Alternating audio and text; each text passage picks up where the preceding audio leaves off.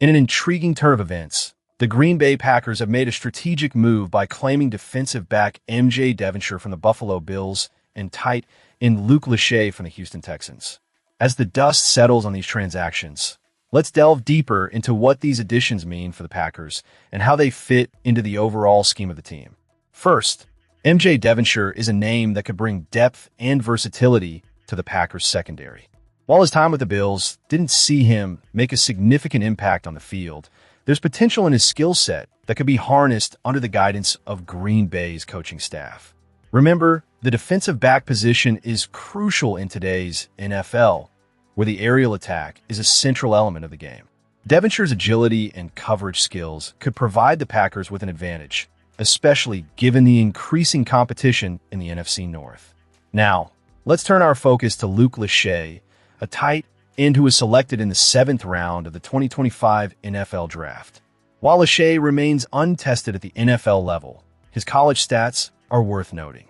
With 74 receptions for 893 yards and 4 touchdowns during his 3 seasons at Iowa, he demonstrated the ability to be a reliable target.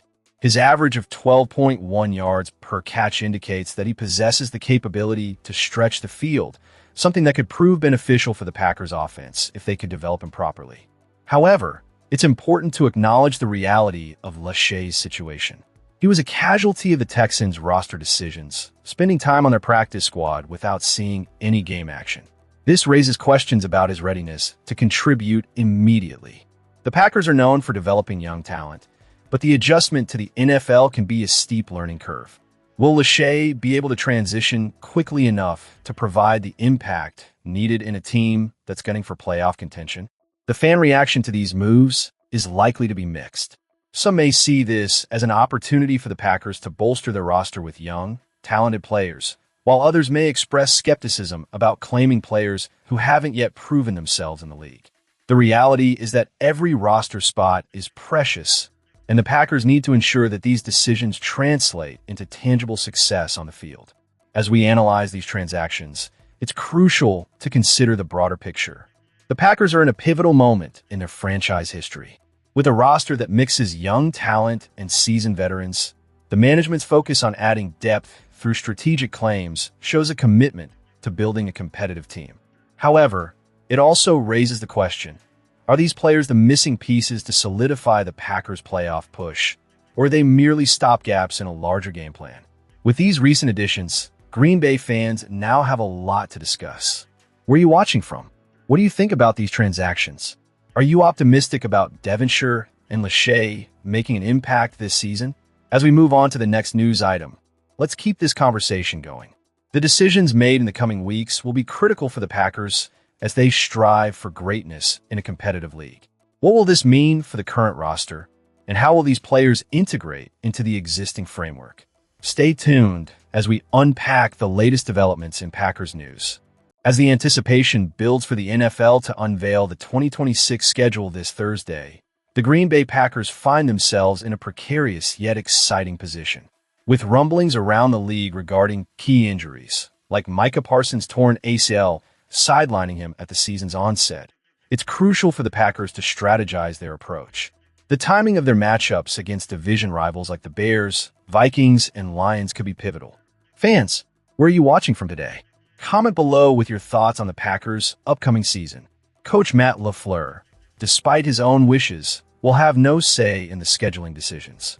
If he did, he'd likely implore Commissioner Roger Goodell for a few favors, particularly when it comes to avoiding those tough division showdowns right out of the gate. A repeat of the previous season's division game schedule would be a dream scenario.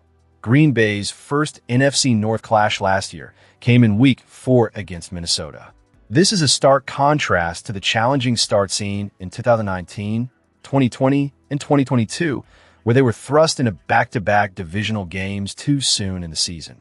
While no game in the NFL can be labeled a layup, the upcoming season presents Green Bay with some favorable matchups, particularly against teams like the Dolphins and Jets, both currently in rebuilding phases. Without Parsons on the field, the challenges will be significant, but these are games the Packers should be able to capitalize on, regardless of the personnel. Getting one or both of these matchups in September could set a positive tone for the season. Moreover, The Packers boast a favorable schedule with 9 home games and 8 on the road.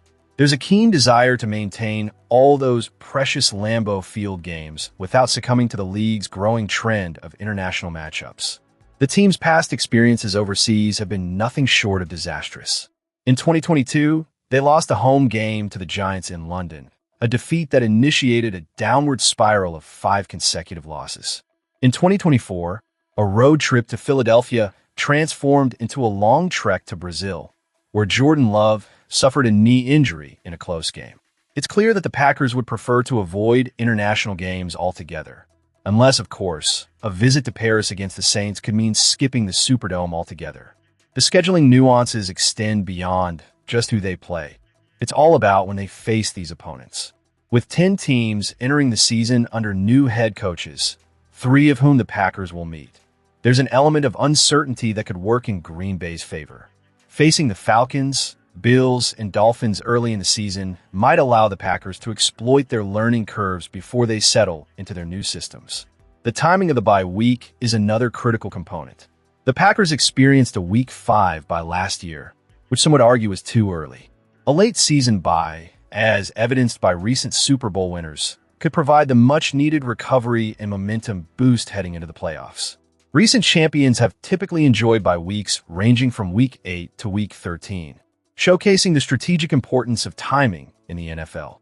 When it comes to home games in the cold, the Packers' historical advantage has somewhat diminished.